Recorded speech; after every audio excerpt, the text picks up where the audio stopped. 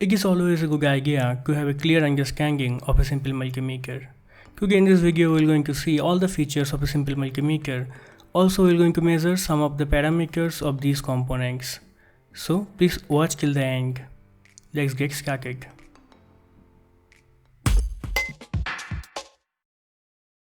Today in this video we are going to use a DT830D simple digital multimeter to understand all the features of it. Here are the box content. We'll get one multimeter and obviously two probes. And you can see the probe, one is black, one is red. The black is for the common or the ground and red is the positive terminal.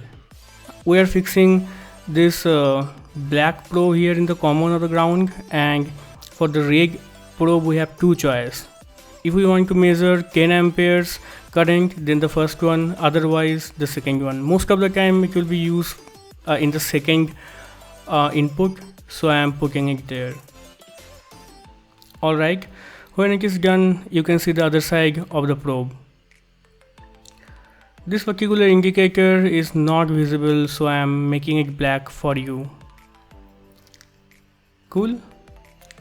Okay, so here are the different segments of this multimeter. The first segment is the AC voltage, then the DC current, then DC 10 amperes current, then measurement of HFE of a transistor. You can use NPN or PNP, both are supported here. We can generate 50 Hz square wave from here. Also the continuity checker is there. Next we have the resistance segment, and finally we have the DC voltage measurement segment. The display is there and the selector of the function. Let's start with the voltage, the AC voltage. We can measure up to 750 volt. In my home it is more than 200 volt. So I'm going to put the selector on 750 volt. The probe is properly attached. The selector is set to 750 AC volt. So let's measure the voltage. I am switching on the power supply and you can see in my home it is 250 volt. Now let's move to the DC voltage. For DC voltage measurement I am going to use a MB102 as a power supply. We can generate either 5 volt or 3.3 volt as per our requirement by changing this particular jumper. From the front we can give power supply from USB or from socket directly. We can attach this module to a breadboard and we can take connection to the multimeter from there. We can measure from 200 millivolt all the way to 1000 volt DC.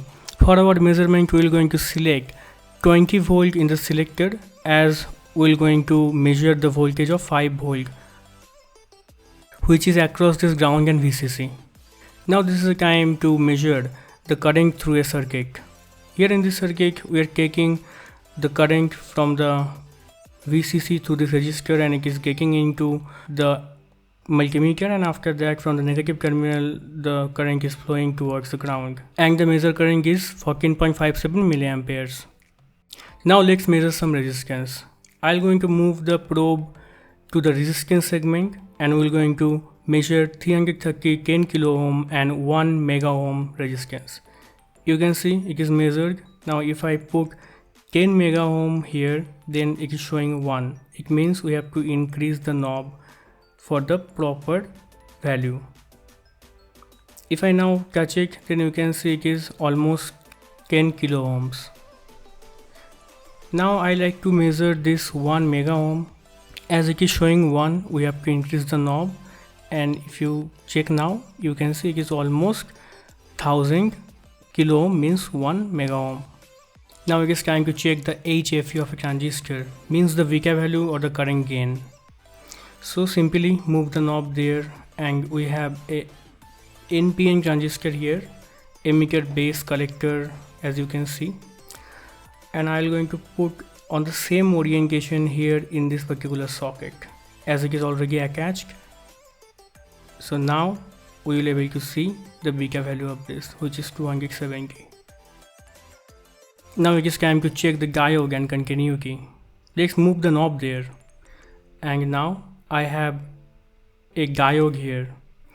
I'm going to put the positive terminal to the P or the anode and the negative terminal in the cathode in forward bias condition. As you can see, we can see the resistance of this diode in this case. If we change the bias, then it will be in reverse bias, so it is showing 1 means infinite resistance. Now let's check the continuity of a wire. If I attach this probe to the positive to the negative terminal, it is beeping, means it is continue. If it did not beep, it means it is cut internally. Now last but not the least, we have a square wave 50 Hz generator here. I don't have a DSO, so I'll not able to show you this, but you can attach these two output probes to a DSO and you can check that. Now let's draw a conclusion out of it. In most of the other multimeters, you will get similar kind of options. You may also get option to measure capacitance as well. So nothing much, that's it for today. Thanks for watching. Creating this kind of video really needs hard work.